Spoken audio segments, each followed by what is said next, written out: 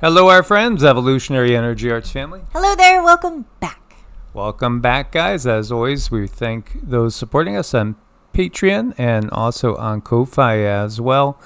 Want to get to the news. So we have Jiangxi Bank of China goes bankrupt. Of the top 1,000 world banks, this was rated 329th as far as world rankings. So obviously this is a pretty good sized bank that went bankrupt, and this is shaking China's financial sector. Don't think that, it's not all interconnected, even though obviously BRICS is doing its thing. And of course we have the whole NATO-BRICS war that's been dominating so much of headlines and also our minds. Yeah, the economy and the economic situation and the war economy, this all goes hand in hand.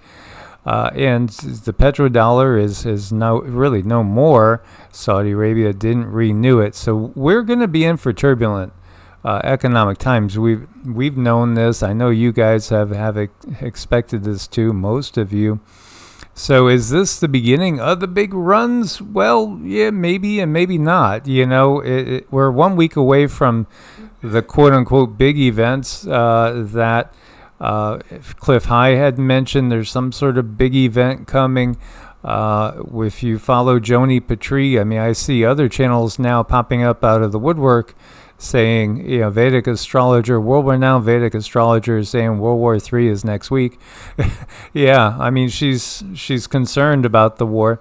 Absolutely, and the astrology, and it's not just the Vedic, because we've heard from other friends and family members and clients that we work with that it's also in Western astrology. You got Western astrologers also pointing out that what looks like what's coming again could be kind of similar to what we saw with Pearl Harbor. So this is something that's very concerning. This is something that could be very concerning too. The Federal Reserve, the front of the building's all boarded up. Yeah, are they expecting something? How many times have we seen fencing in front of the White House and then some statements come out? Or maybe there were statements that came out and then you see the fences up in front of the White House. Is this because they know things are going to be triggered? Again, you had a missile in Kiev that hit a children's hospital. There's been more strikes going on. They're desperate to try to trigger this WW3 because the world's waking up.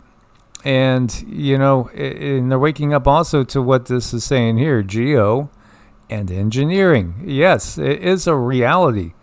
It's a reality, and still I see comments that somehow boggle my mind with people, not on our videos, and not even on videos from channels like Joni Petrie even, or the Future Forecasters, or so many others, but more mainstream, like music related and stuff, where people are still completely sound asleep. Somebody was throwing out there, do you think that that's the original Paul? All those rumors about the Beatles and that's not really Paul McCartney the whole time, that he died early on, etc. I don't know if any of you guys have a take on that. But yeah, the Federal Reserve being boarded up, that is also concerning. And then you have this. You have American citizens get $1,400 a month on Social Security if they're lucky. We hand every alleged asylum seeker, illegal migrant pouring into the border $2,200. Because again, when you go and look at the Darien Gap and you see signs that say this, a lot of people use the word invasion, is being funded by who? It's being funded by the U.S. taxpayer and also the UN. And then you got to realize too, where does some of our tax money go? It goes to the UN. It goes outside of our country. We're just uncovering in the minds of, unfortunately, not all the masses yet, but more of the masses, the fact that the biggest Ponzi scheme you can imagine, which is known as our government, not just our government, global governance, is, absolutely, it's a racket. And when we talk about the cartels, somebody else had said, it's not just the cartels. It really is, and that's true. It's organized crime in general. We go back to the realization back in the Kennedy administration that the government deals with the mob. They deal with the mafia. They deal with, the same corresponding dark entities in triads. Whether it's China, whether it's Japan, whether it's cartels, whether it's the mafia, just to use the simple terms, and then our governments. It's all the same thing. And I mean, looking at the numbers here, 2,200, anytime you see those master numbers, it's them, they're putting their stamp on it, the controllers do. But yeah, I mean, when it comes to mafias and our government, the front face of the government, people wear suits and ties. I mean, that's just for a formality to make it look good. But everything else is more like, if you owe us, you better pay us, or we're going to come around and break your knees. And it's just not very nice, but that's the general way it goes. And it will continue to go until we demand something different. And what I see here is people are demanding something different, and people behind the scenes are preparing slowly but surely. So many people we know are awake to such a high degree, which makes me feel better because it's not going to be such a sinking ship. People have an idea of what to expect, and they've been getting ready. And, here you have an executive statement of administration policy right from the president, basically saying that he will veto any legislation that would go to prevent non-citizens from voting. So the reality is, if the people in the country are very unhappy with the direction of the country, they use these mass migrations to just keep their agendas going. This is historical. This goes back in really our recorded history in all of our industrial age. This has been going on, and it's even beyond that. You have a tornado south of Shreveport, and we know this area very well, and also north of Mansfield here. So multiple tornadoes. There's a tornado outbreak in progress. This is Natchitoches, Louisiana, as well. City of Mansfield has reported damage. As you can see, there are houses down from tornadoes here. You want to look at a little CGI? Okay. Strange creature spotted in Russia alongside a tornado. If that was the case, people would be just running screaming like you have never seen before. She wouldn't just be standing there. No. But, again, the reality is so many people are starting to wake up more and more to the manufactured the manufactured nature of these storms. And we look at Beryl in the Houston area from drone, and you can see, yes, there is intense flooding. From what we've seen, again, 7 to 10 inches was not uncommon in the storm, as it has moved northward, but has left a damaging wake. I just think, as much as I love the water, here I am hundreds of miles away from the coastline in these times. I spent most of my life within a half a mile of being able to get to the water.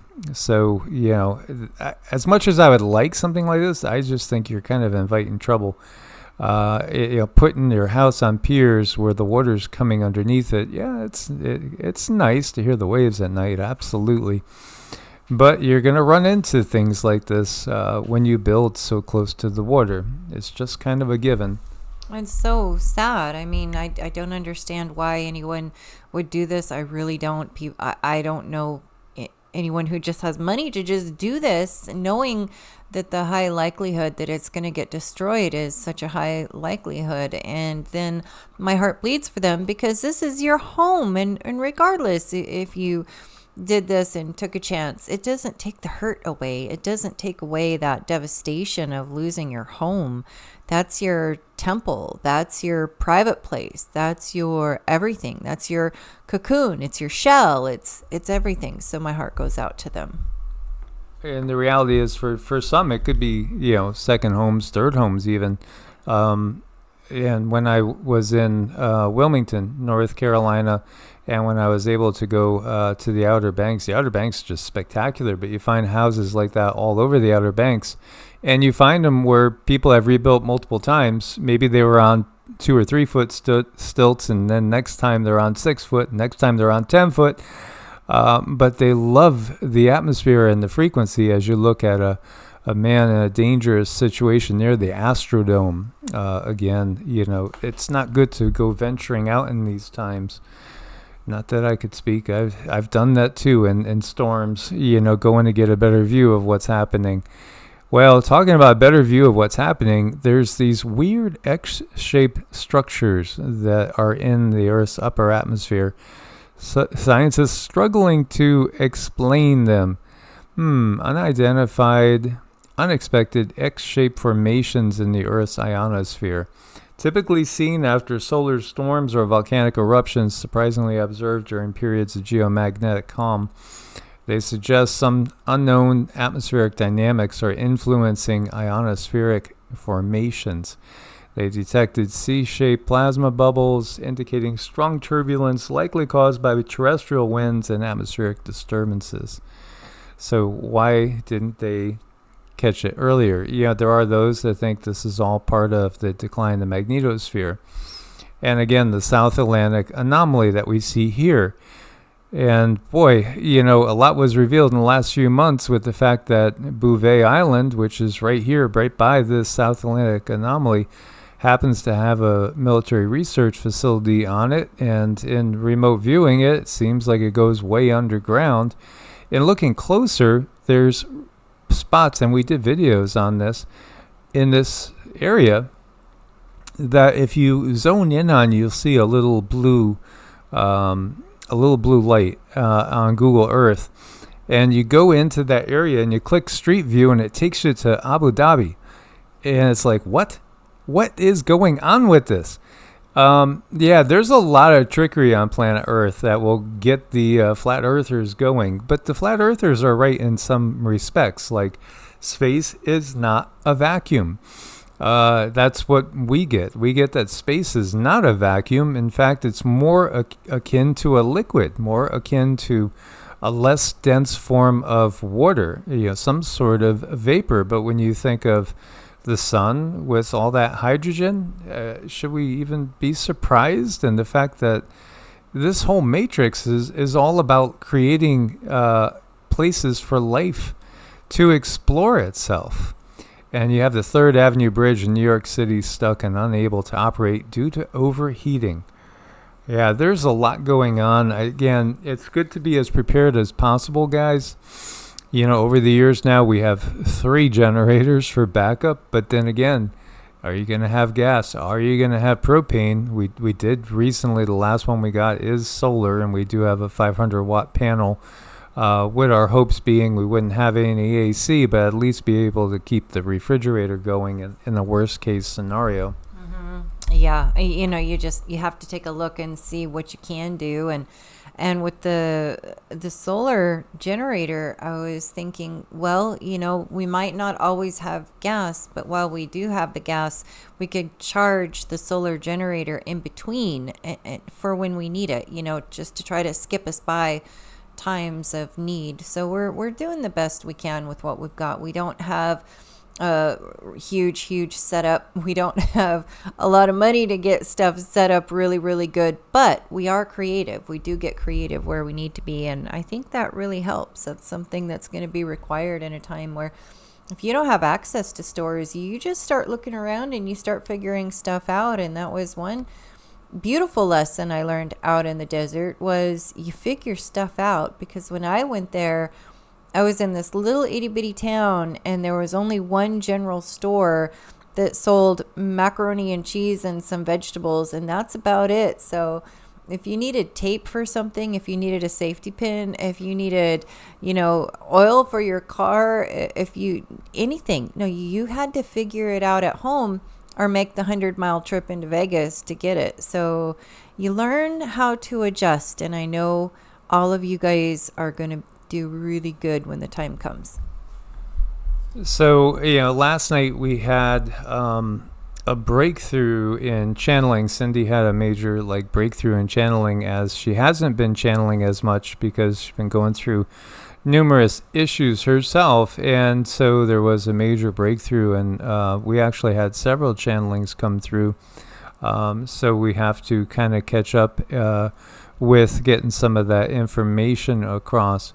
But I'll let Cindy speak in regards to what came across last night. And again, it goes to some of the pagan tradition and also shamanic and also Native American and just indigenous traditions around the globe, really, in that there is no dogma that is given to us by the creative forces of the universe. The creative forces of the universe could care less about dogma. In fact, dogma is a problem when it comes to spiritual growth, because it limits spiritual growth, because you're operating by a certain parameter that may inhibit your ability to see things beyond the box that dogma creates. There's only really one simple law or rule to keep in mind, and it is love and unity. And so I'll let Cindy tell you more.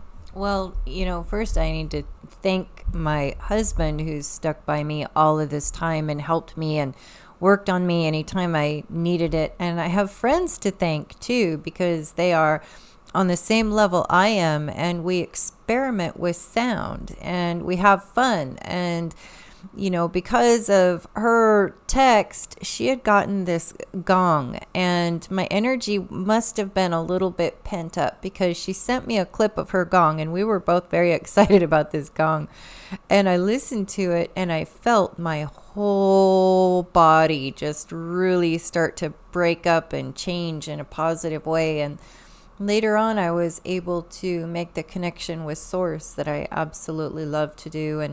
And that night, I felt the energy coming in, and really I've been pushing it away. I'm healing myself, and sometimes, if you have this ability, you're supposed to do it, then you're supposed to do it.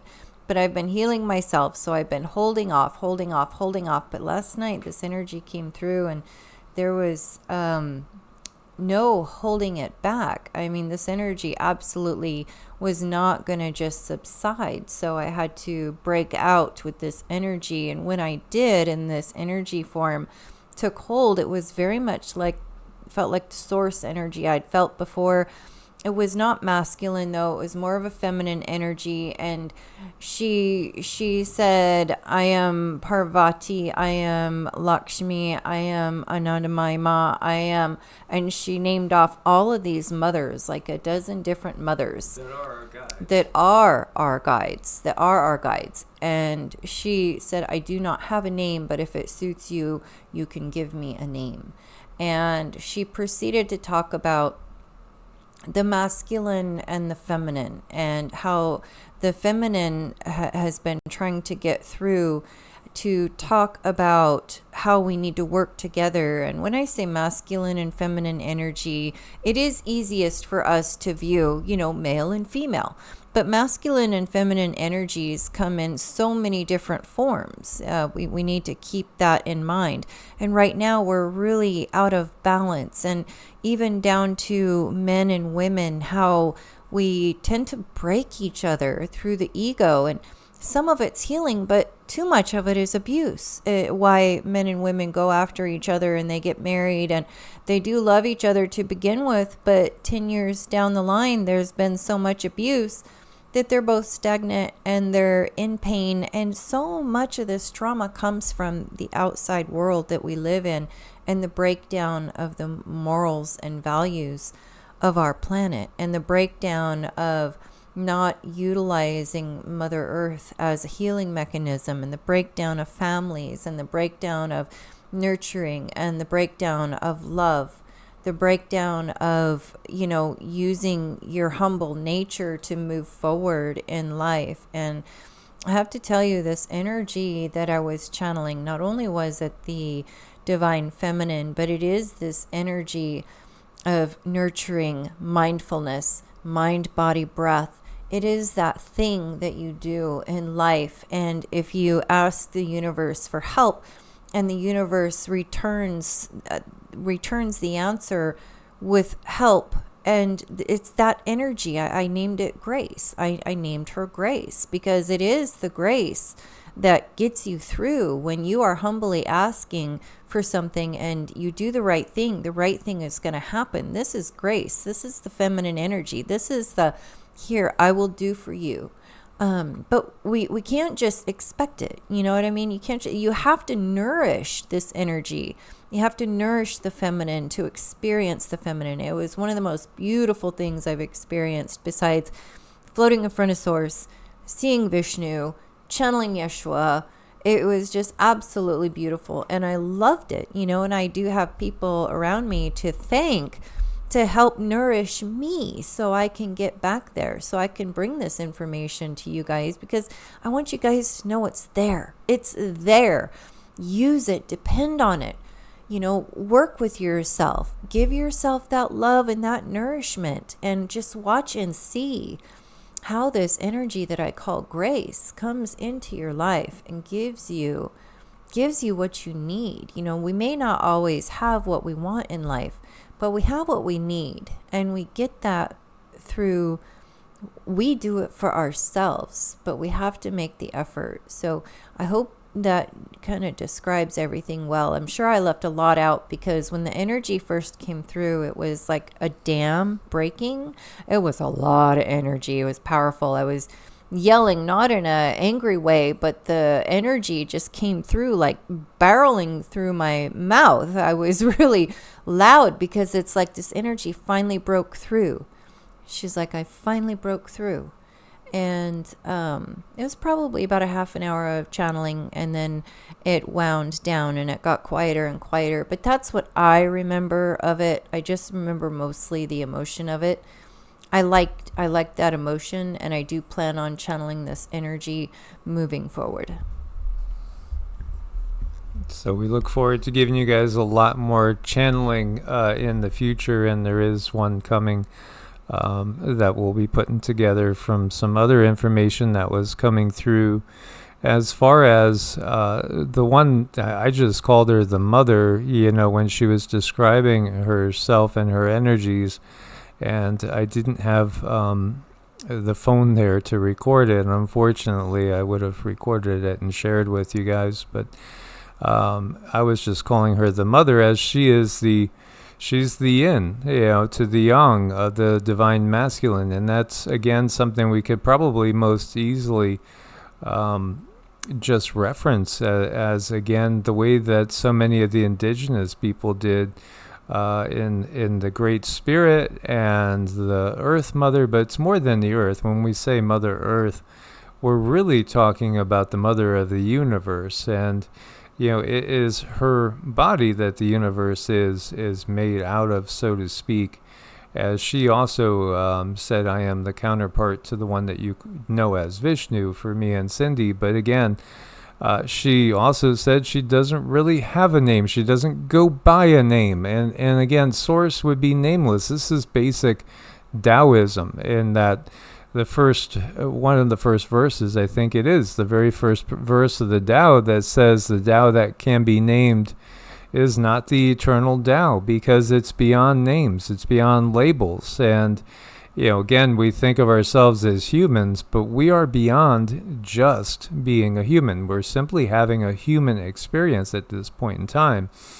When she was referencing Cindy and Cindy's traumas, she didn't reference Cindy as a human. She said this energy that is Cindy, your counterpart, basically. So she referenced her as an energy, as a unit of consciousness, because that's ultimately what we are. We're simply having a human experience, but we are actually much more than just human. But then at the same time, humans are much more than what we've been told, because again, everything is a distortion in this world, and so many of you and almost all our regular viewers understand that this distortion is massive, and it's on every single level. So of course it's also spiritual. They don't want us knowing our capabilities and knowing just how they can't control us unless we allow them to control us. And this is why they really are telling us all the time what they're going to do ahead of time. And they're also at the same time as they're telling us what they're doing, they're getting us to acquiesce, and they're getting us to vote, per se, because when you vote, you're giving power to the system, and you're basically acknowledging that you recognize the system as authority. What if, in a nation of 330 to 40 million people, only a few thousand people voted because the rest, thought that the system is not worth voting for? Again, the system needs to collapse. It has to collapse. You will not find freedom in the system as much as the system will try to tempt you into it. So again, it's just a gradual awakening for people. She again reiterated that all you need is really love. It's the love that lifts us up and pulls us out of the darkness. And there is no judgment from the Creator, from the mother energies. There's no judgment from anybody in the higher densities, because they've all been here and done this. And so they understand how hard it is. They're just being supportive, and they just want to see us support each other. That's the big thing. This blind and deaf dog reuniting with its owner with its human after two months apart. Let's just listen.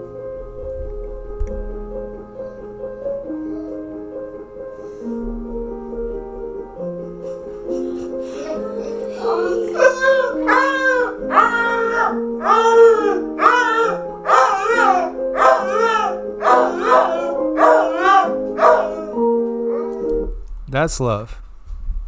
That is love. That is love. Love is very real. It's something that we utilize all of the time, every day, and it's available to anyone. It's available to everyone. And it's just nice when you have people around you that you're free to love, or animals around you that you're free to love, and you can express yourself without judgment. I mean, that is such a huge, huge blessing.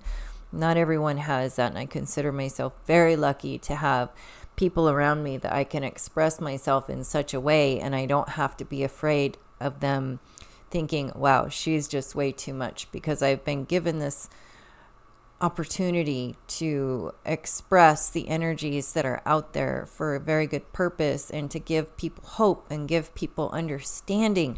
If you're not able to break out of that shell and see what's out there, I can promise you it's beautiful, and just keep going. If you're having a bad day today, plan on a good day tomorrow, and just keep moving forward and look for the love in life. Look for the smallest of miracles. Find a small miracle. Find a flower that's bloomed. Find a pretty butterfly. Watch the birds. Do something to cultivate that love in your heart, because that's going to bring in grace to your soul. Absolutely. Source bless and namaste. Namaste.